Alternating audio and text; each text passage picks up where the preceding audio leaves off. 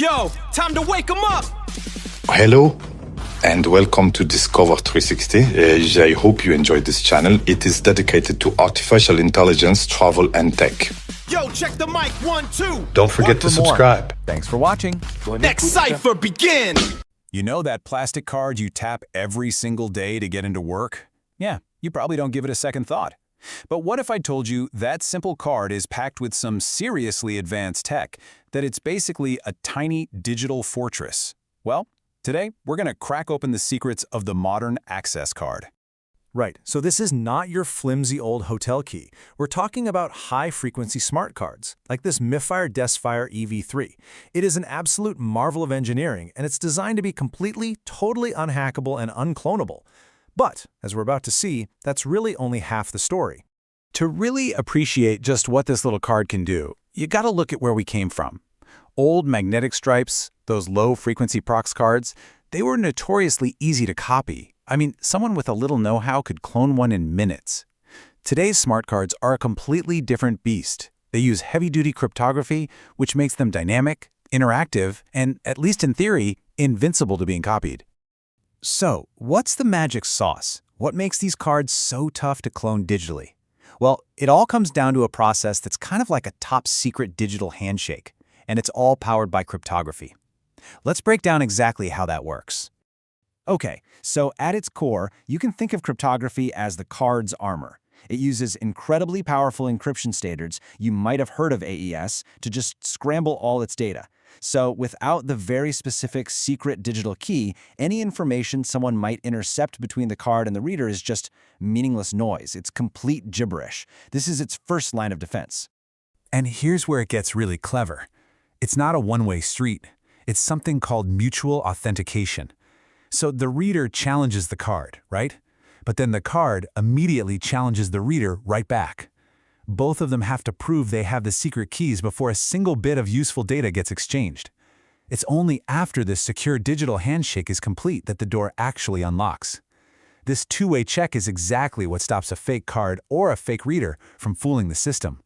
Now, here's the absolute crucial point, and this comes directly from the card's own security certification documents. The secret keys never leave the chip. They're used inside the card to do the math, but they are never, ever transmitted. You simply can't steal a key that is never shared. This is the bedrock of the whole system's security, and it's what makes it virtually impossible to clone digitally. So we've established the card is a digital fortress. It's copy-proof? Case closed, right? Well, this is where we run smack into the great paradox of this amazing technology. We've built the perfect defense, but it might be against the wrong threat. And this is the question that just changes the entire game. With all of this focus, all this brainpower spent on preventing super sophisticated digital cloning, we've kind of overlooked the simplest, oldest security breach in the book. Plain old physical theft. What happens then? The truth is, it's brutally simple. The system authenticates the card, not the person. To that reader on the wall, a valid card is a valid card. Period. It doesn't matter whose hand is holding it. That perfect, unclonable cryptographic key doesn't care one bit if it was just stolen from a desk or lifted from someone's pocket. And this isn't just theory. You know, this plays out in the real world all the time. A government report from a few years back showed a major gap. While, yeah, most federal employees got these secure cards, the numbers drop way off for contractors and temporary staff. And with high turnover in those groups, it becomes incredibly difficult to issue, track, and most importantly, get the cards back when people leave. The weak link isn't the tech, it's the human process surrounding it. And that brings us to another huge, often ignored problem.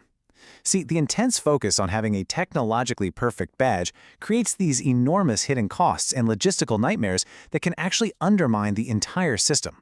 The same government report highlighted these exact issues. I mean, just getting a card to a remote employee can require expensive travel. Agencies flat out admitted they couldn't effectively track all the cards they gave to contractors. And what does that mean? It means when a contractor leaves, their card, that perfect unclonable key, might still be inactive. And get this, the cost to upgrade all the physical door readers to actually use these cards properly is so high that it often gets pushed way down the priority list. You know, there's this quote from Forbes that just hits the nail on the head.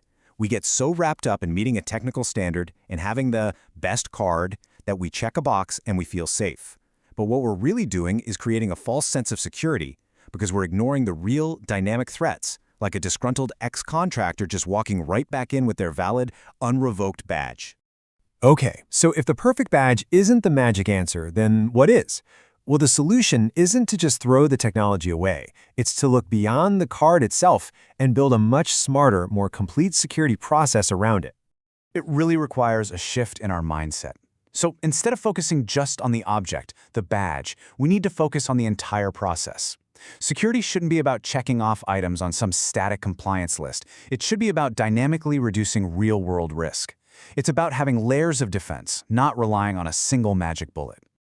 So, what does this actually look like? First, integrate your systems. When someone in HR marks an employee as terminated, their badge access should be shut off instantly, automatically, no delays. Second, layer your defenses. A secure badge is great, but it's even better when it's paired with a camera that verifies the right person is using it. And finally, it's about shifting the whole culture to focus on actual, tangible risks, like that unreturned contractor badge we keep talking about. Because at the end of the day, this is what you have to remember. We can spend a fortune creating an unclonable key, but if we're just leaving it lying around for anyone to pick up and use, we have fundamentally missed the entire point of security. We've built the perfect defense against a threat that, a lot of the time, isn't even our biggest risk. I really hope this breakdown gave you a new perspective on that little piece of plastic in your wallet. If you want more explainers that cut through the complexity of the world all around us, make sure you subscribe. Thanks so much for tuning in.